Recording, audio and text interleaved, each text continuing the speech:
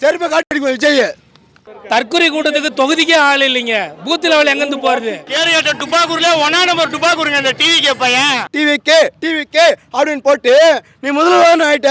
நீ முதல்வனா? இது வீரமா? இது வீரமா? இது வீரமாப்பா? 1 நம்பர் ஊழல் வாதி இல்ல, ஊழல் வியாதிங்க அந்த ஆளு. விஜய் அவர்கள்லாம் வேஸ்ட். நான் தோல் மேல துண்டு விசிறி போடுற மாதிரி தான் விஜய். இன்னைக்கு வந்தவெல்லாம் அரசியல் பண்ண முடியாது.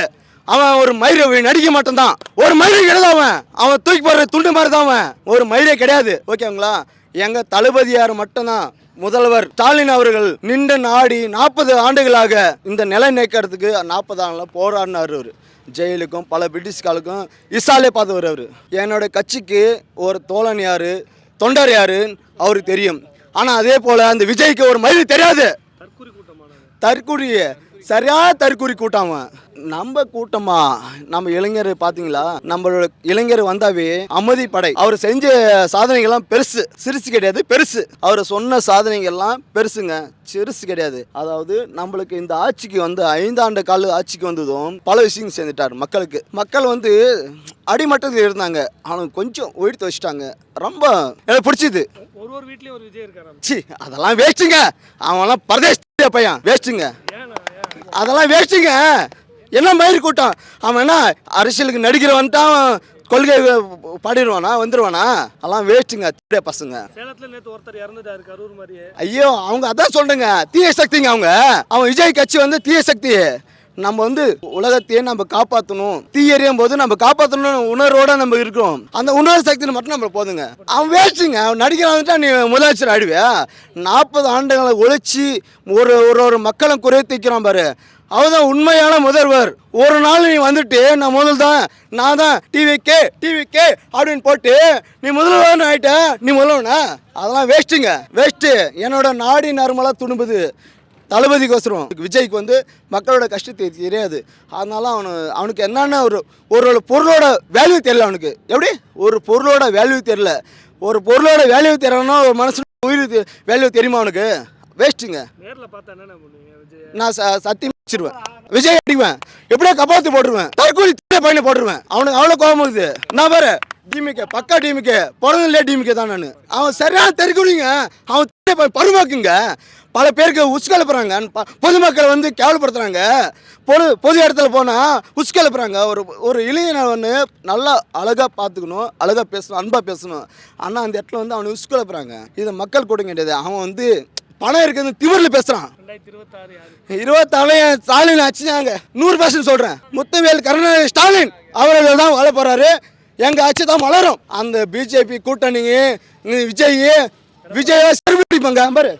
செருப்பை காட்டி அடிப்போம். விஜய் செருப்பை காட்டி அடிப்போம். தேடிய பையன் பூத்தில் பார்த்தீங்கன்னா கிட்டத்தட்ட நம்ம இந்த எஸ்ஐஆர் பணிக்கு முன்னாடி 68,000 பூத்து இருந்தது தமிழ்நாட்டில். கிட்டத்தட்ட எஸ்ஐஆர் பணிக்கு அப்புறம் 75,000 பூத்து அது அதிகரிச்சிருக்கு. ஒரு தொகுதியிலையுமே 30லேருந்து 40 பூத்துக்கு இன்க்ரீஸ் ஆகிருக்கு. நாங்கள் ஏற்கனவே 68,000 பூத்துக்கும் BLA 2 BLC என்னப்படுற 100 ஓட்டுக்கு ஒரு ஆள், மகளிர், பிடிங்கிற டிஜிட்டல் ஏஜென்ட்டுங்க வரைக்கும் நாங்கள் போட்டு வச்சுருந்தோம். இதில் BLA 2ங்கிறவங்க இந்திய தேர்தல் ஆணையத்தால் அங்கீகரிக்கப்பட்டவங்க. எங்ககிட்ட அந்த 68,000 பேர் ஏற்கனவே இருந்தாங்க. எஸ்ஐஆருக்கு அப்புறம் வந்து 75,000 பேருக்குமே நாங்கள் எஸ்ஐஆர் வந்ததுக்கப்புறம் அதுக்கும் ரெடி பண்ணி தேர்தல் ஆணையத்தில் எங்கள் கட்சி சார்பாக நாங்கள் அதெல்லாம் பதிவு பண்ணி வச்சுட்டோம். தற்கொலை கூட்டத்துக்கு தொகுதிக்கே ஆள் இல்லைங்க. பூத் லெவல் எங்கேருந்து போகிறது? மைக்ரோ மேனேஜ்மெண்ட்லாம் பண்ணுறது ஒரு கலை. அந்த கலையை எங்களுக்கு கற்றுக் கொடுத்தது அறிஞர் அண்ணாவும் தலைவர் கலைஞரும் தளபதி தலைவரும் சின்னவரும் கற்றுக் கொடுத்துருக்காங்க. பூத் லெவலில் மக்களோடு செல், மக்களோடு பழகு, அவர்களிடமிருந்து கற்றுக்கொள்ளுங்கிறதா எங்கள் அறிஞர் அண்ணாவோட கோட்பாடு. அவர் மக்களே இல்லை, அவங்க அப்பா அம்மாவே பார்க்க மாட்டேன்றாரு. மக்களை பற்றி கேட்குறீங்க. ஸ்டாலின் தொடரட்டும், வெல்வோம் 200, வெல்வோம் 200. சேலம் கூட்டத்துக்கு முன்னாடி பார்த்தீங்கன்னா நாங்கள் தொண்டர் படையை ரெடி பண்ணுறோம். ஒரு காமெடி வீடியோ போட்டாங்க. நீங்கள்லாம் சாப்பிட வேணாம், நிற்கணும், தூக்கம் இல்லாமல் இருக்கணும்னு. அதெல்லாம் இங்கே எதுவுமே இல்லை. ரிலாக்ஸாக நாங்கள் வந்தோம், சேரில் உட்காந்தோம்.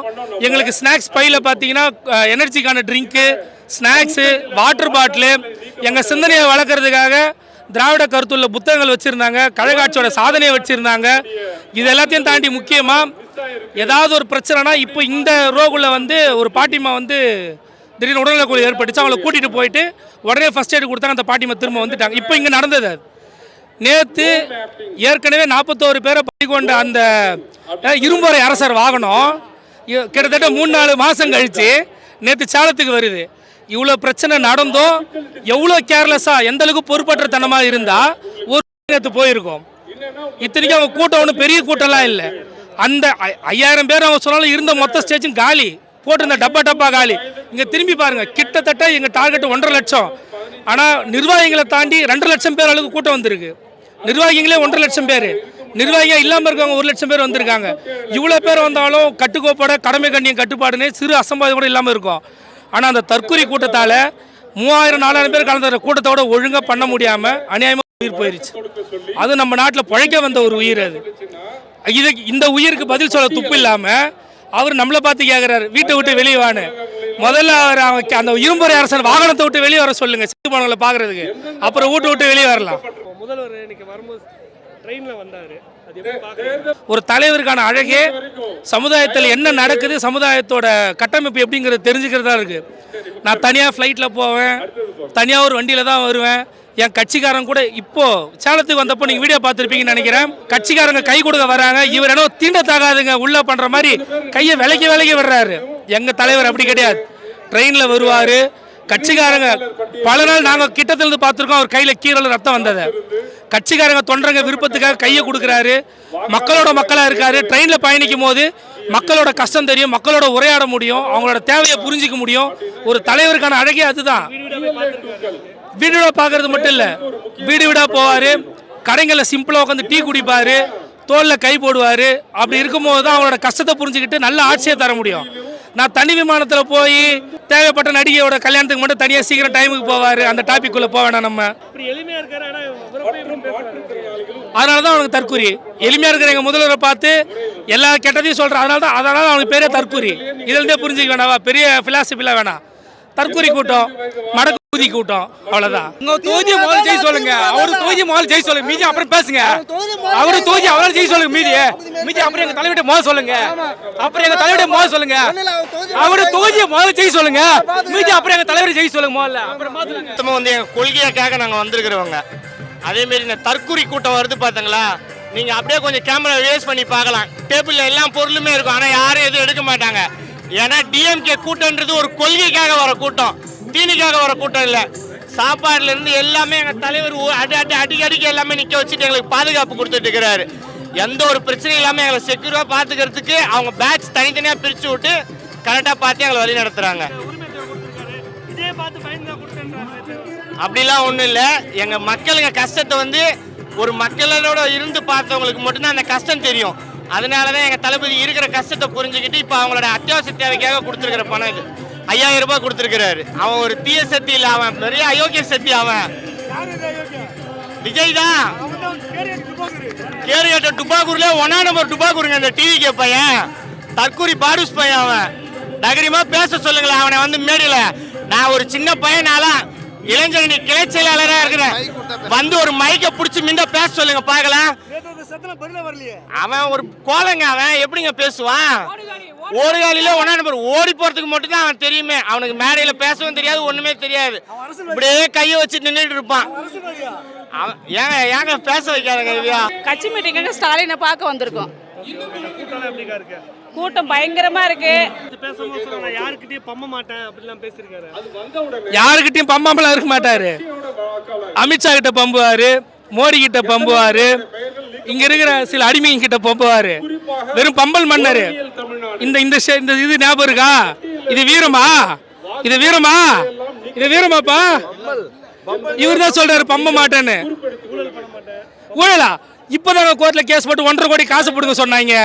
1 நம்பர் ஊழல் வாதி இல்ல, ஊழல் வியாதிங்க. அந்த ஆளு ஊழல் வியாதி. டிக்கெட்டு ஒரு படத்துக்கு 2000-3000 கொடுத்து வாங்குறாங்க. தொட்டதெல்லாம் ஊழல்.